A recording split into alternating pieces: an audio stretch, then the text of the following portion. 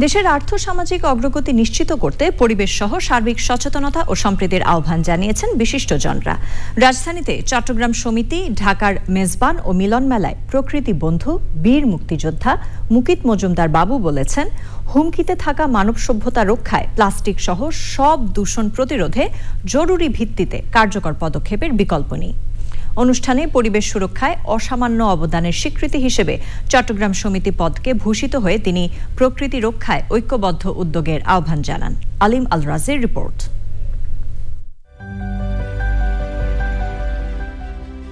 বৈচিত্র্যময় ভূপ্রকৃতি আর নানা জাতিগোষ্ঠীর সম্মিলনে ইতিহাস ঐতিহ্যের গুরুত্বপূর্ণ ধারা বহন করা চট্টগ্রাম খ্যাত প্রাচ্যের রানী হিসেবেও।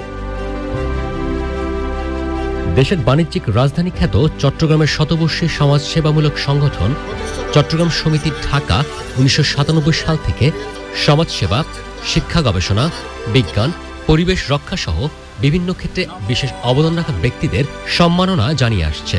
এরই ধারাবাহিকতায় চলতি বছর পরিবেশ, প্রতিবেশ ও জীববৈচিত্র্য সংরক্ষণে দীর্ঘদিনের গবেষণা ও তাৎপর্যপূর্ণ অবদানের জন্য চট্টগ্রাম সমিতি পদকে ভূষিত হয়েছেন প্রকৃতিবন্ধু বীর মুক্তিযোদ্ধা মুকিত মজুমদার বাবু। সমাজসেবা, শিল্প ও চিকিৎসা খাতে বিশেষ অবদানের জন্যও আরও ৪ গুণী ব্যক্তিত্বকে সম্মাননা জানানো হয়। মোহাম্মদপুরের শারীরিক শিক্ষা কলেজে আয়োজিত মেজবান ও মিলন মেলায় সামাজিক সম্প্রীতি ও পরিবেশ বান্ধব জীবনাচারের টেকসই অগ্রগতি নিশ্চিতে জোর দেন বিশিষ্টজনরা। যে চট্টগ্রামের যে ঐতিহ্য, সংস্কৃতি এবং যেই উদ্দেশ্যে এই সংগঠনটা গঠিত হয়েছে সেটার যাতে অব্যাহত থাকে।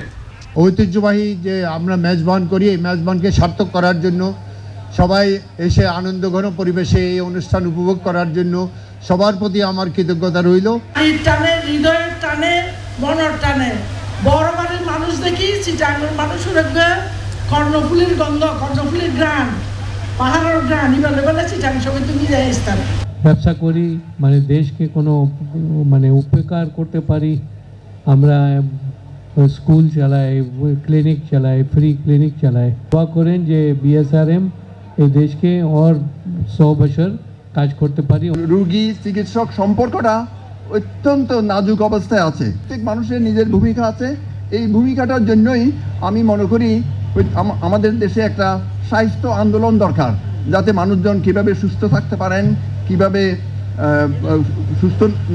অসুস্থ না হতে হন এবং অসুস্থ হলে কিভাবে দ্রুত চিকিৎসা নিতে পারেন। প্লাস্টিক ও পলিথিনের ব্যবহার কমানোর পাশাপাশি বায়ু, পানি ও শব্দ দূষণ রোধে সার্বিক সচেতনতা ও কার্যকর উদ্যোগে গুরুত্ব আরোপ করেন প্রকৃতিবন্ধু বীর মুক্তিযোদ্ধা মুকিত মজুমদার বাবু। পরিবেশের যে বিপর্যয় ঘটছে, যে বিপর্যয়গুলোর মধ্যে কিন্তু বায়ু দূষণ, মাটি দূষণ, শব্দ দূষণ এবং আমাদের জল দূষণ, এই যে আমাদের যে নানা ধরনের দূষণ, এই দূষণের কারণ কিন্তু আমরাই কিন্তু করছি। এবং আমরা যা খাচ্ছি, এই মাটিতে যখন যাচ্ছে এই প্লাস্টিক, এই মাইক্রন কিন্তু আমাদের শরীরেও আসছে। সুতরাং এই প্লাস্টিকের ব্যবহার কিন্তু আমাদের বন্ধ করতে হবে এবং কমাতে হবে। এটার ব্যবহার কমাতে হবে। প্লাস্টিকের ব্যবহার যদি না কমাই, আমাদের এই পরিবেশ প্রকৃতিকে কিন্তু এই প্লাস্টিক দুর্বিষহ করে ফেলছে। একেবারে রাতারাতি তো বন্ধ করা যাবে না, কিন্তু ব্যবহারটা কমাতে হবে। আপনারা যদি সচেতন হন, তাহলেই কিন্তু একটা বিশাল উপকার হবে বাংলাদেশের। এবং আমাদের প্রত্যেকের কিন্তু কিছু না কিছু ক্ষমতা আছে, তার সাথে মমতা মিশিয়ে যখনই আমরা এগিয়ে আসব, তখনই আমরা ভালো থাকব, আমাদের ভবিষ্যৎ প্রজন্ম ভালো থাকবে এবং এই দেশটা ভালো থাকবে।